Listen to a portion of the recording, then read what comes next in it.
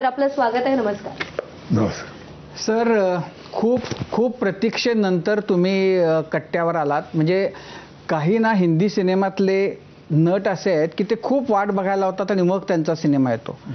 साहित्यिकांमध्ये तुम्ही असे आहात की तुम्ही खूप प्रतीक्षा करायला होता. म्हणजे हिंदू कधी येणारची इतकी चर्चा, इतके काळ की शेवटी ती येणार आहे की नाही अशापर्यंत ती गेल्यानंतर हिंदू आली. आता तुम्हीच त्यावेळेला सांगितलं होतं की हिंदूचा दुसरा भाग येणार. आता तो कधी येणार म्हणजे आता जीव जायची वेळ आली पण अजून तो काय हिंदूचा दुसरा भाग आलेला नाहीये. आता हे प्रतीक्षा करायला लावणं हे का असं होतंय? तुम्ही कट्ट्यावर यायला इतकी प्रतीक्षा करायला लावली? काय असतं की अगदी सुरुवातीला विनोद म्हणून की लोकांना बोर करण्यापेक्षा प्रतीक्षा करायला लावणं मी जास्त काय म्हणायचं उपयोगी समजतो. त्यांनाही आणि आपल्यालाही. त्यांनी तर इतकं वारंवार येतोय तो तसं नको. पण मुख्य म्हणजे मी काही गोष्टी टॅबू म्हणून पाळतो. काय मी अनेक ठिकाणी शिकवलं इकडे सगळ्याकडून मी काही गोष्टी ठरवल्या की या करायच्या नाही. उदाहरणार्थ वर्तमानपत्रात लिहायचं नाही. अच्छा. की एक ओळी मी आतापर्यंत अगदी टॅबू म्हणून काय म्हणतात का रे बाबा, चांगले मित्रही असतात आमच्या जवळ जे आता तर ते आमचे विद्यार्थी झाले आहेत तेही म्हणतात पण बाबा माझा टॅबू आहे. टॅबू म्हणजे कसं आपल्याकडे काही गोष्टी करू नये असं ठरलेलं असतं किंवा आपल्या नात्यातल्या चुलत बहिणी वगैरेंची लग्न करू नये ते टॅबू आहे. त्याला काही कारण नाही खरं म्हणजे. तुम्हाला माहित आहे की पूर्वी माणसाला स्वतःतूनच तो आपली प्रजा तयार करायचा. नंतर हळूहळू बायका वेगळ्या झाल्या मग ते झालं मग ते काही हरकत नाही खरं म्हणायला.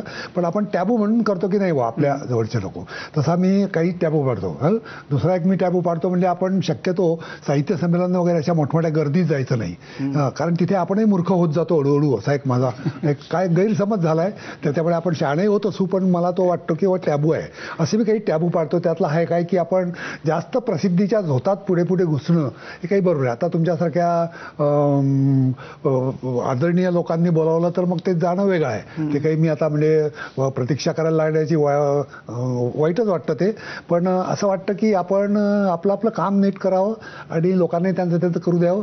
आणि हे मध्ये ज्या काही मध्ये भानगडी काढल्यात हे झोत वगैरे ते सगळे आपण हळूहळू विसरावे अशा मी मतात. पण सर म्हणजे टॅबूच्या बद्दल तुम्ही म्हणालात, वर्तमानपत्रांबद्दल एवढं का? म्हणजे हे काय तुम्ही आता नाही ठरवलं? जेव्हा तुम्ही लिहायला सुरुवात केली तेव्हापासून म्हणजे गेली जवळपास 70 वर्ष म्हणजे 60 वर्ष गेली जवळपास 60 वर्ष तुम्ही हे आपण म्हणूया की हे पथ्य पाळलत किंवा व्रत पाळलत किंवा तो मोह टाळलात की वर्तमानपत्रात लिहायचं नाही. काय असं कारण होतं? म्हणजे जेव्हा तुम्ही वयाच्या 20-25 मध्ये होतात ज्या वेळेला स्वाभाविकपणानं असं वाटणं शक्य आहे की आपण लिहावं वर्तमानपत्रात कारण त्याला प्रसिद्धी लगेचच मिळते आणि नाव त्यामुळे लोकांपर्यंत जातं. एक पहिली गोष्ट मी म्हणजे स्वतःचे काही अनुभव आणि त्याच्याबद्दल मी जे काही काय प्राध्यापकच मी असल्यामुळे मला काही खोलात जाऊन वाचणं बिजणं पाहणं असं आहे. तर आजही अगदी चांगल्या अगदी 11वीपासून तुम्ही कुठलेही लोक घेतले तर कोणीही वर्तमानपत्राबद्दल चांगलं बोलत नाही.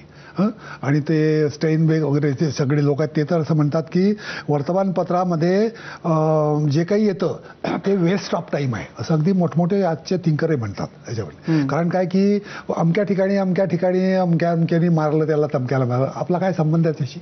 हे तर चालूच असणार. पण ते कशाकरता वाचत बसायचं रोज आपलं उठून की अमक्याने अमक्यावर बलात्कार केला, तमक्याने अमक्याला मारलं, तमक्याच्या भाऊबंदकी झाली त्यामुळे याची जमीन घेतली. हे कशाला इतकं करत बसायचं? हेच अगदी दिल्लीच्या राजकारणाला मुंबईच्या हेच असतं की त्यांनी तो तिकडे गेला मग त्यांनी इतक्या पेट्या आणल्या त्यांनी तितक्या त्याला दिल्या याच्या बाकाखाली इतके नोटा सापडल्या.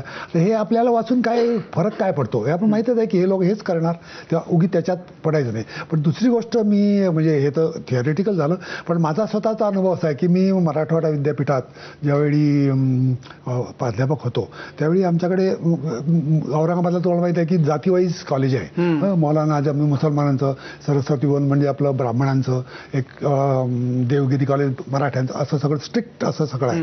आणि मी तिथे अशा ठिकाणी गेलो अनेक ठिकाणी बदलत याच्यापेक्षा हे बरं असेल. त्यावेळी नोकऱ्या फार सोप्या असायच्या इंग्रजीला तर फारच सोप्या.